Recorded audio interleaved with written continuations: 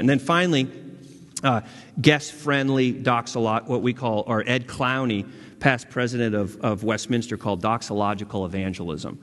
And I talked a little bit about this in the sermon, but even if we're whether you're more contemporary or more liturgical, we've got to be guest-friendly.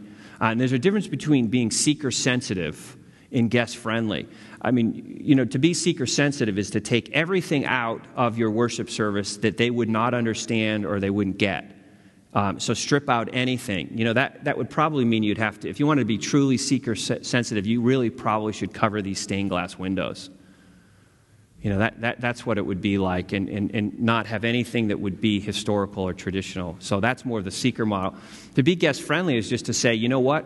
We are so happy that you're in our home, in the sanctuary of God, that we want you to be comfortable, and we're going to explain what the stained glass windows mean. We're actually going to take the time, or we're going to maybe not every service, but maybe in a bulletin piece or something, we're going to explain, what are you looking at? What do you see? Or why are they there? You're going to explain what's going on at the communion table. You're going to do all that you can to explain stuff. Now, why is this important? Well, the seeker people would say, you know what, if you're going to be truly contextualized, you really need to get out anything that they don't understand.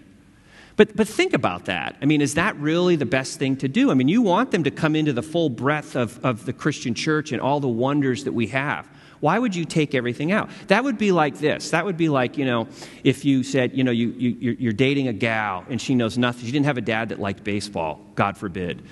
But she knows nothing about baseball, but you're still somehow interested in her. I don't know how, but you are. Maybe she's got godly character. So you decide you're going to initiate her by bringing her to a baseball game. You get to the baseball game, and she doesn't understand anything. She doesn't know balls and strikes. She doesn't understand innings. She doesn't understand any of the terminology. And so you get home and you write a really, really angry letter to the the Cardinals, and you say, you know what, you are so offensive. I brought my girlfriend, and she doesn't know everything. And you left everything, all this terminology and all this stuff in baseball that made no sense to her. And you know what? She's really turned off, and she doesn't want to ever come back again.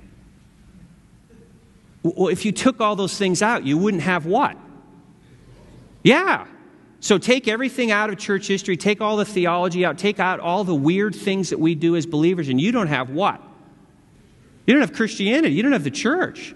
So what does a good boyfriend do when you take your girlfriend to the baseball game? You sit there and you don't whisper sweet nothings into her ear. You whisper what's going on the baseball field. You tell her balls and strikes. There's 4. How many? Balls and 3. Oh, she gets it. Okay, I get that part. And then what's all that, the line going across with it? Oh, that's innings. There's how many innings? There's 9 innings. And then you begin to tell her all the terms. And you know what? Before the game is over, all of a sudden she knows so much more about baseball. And guess what? Is she turned off from baseball, or does she like it? My guess is if she's a creative person and likes to learn, she thinks this is really cool. I want to know more. And she begins to become a student of baseball. And the more you learn about baseball, the more you hate it. Some of you may, you football people out there. No, the more you learn about baseball, the more you love it. Because it's that kind of game that you get into it and you understand the history, the Hall of Fame, you understand what's going on. And for purist baseball fans, is the best game a 10-9 game or a 1-0 game? Come on. You're bumming me out. It's the 10-9 game. No, I'm kidding. It's the 1-0 game. It's the incredibly pitched defense, strategic game that's going on where you're sitting on the edge no matter what. That's a cool game, but you don't get to that point until you've been following it and playing it and loving it for years and you realize how cool that is. For the non-initiated, that would be a terrible game. All you want is home runs. But so think about that when it comes to church. If we're going to be guest-friendly and we're going to really bring people into the wonder of what God is doing in His family and His church, we need to explain it to people more.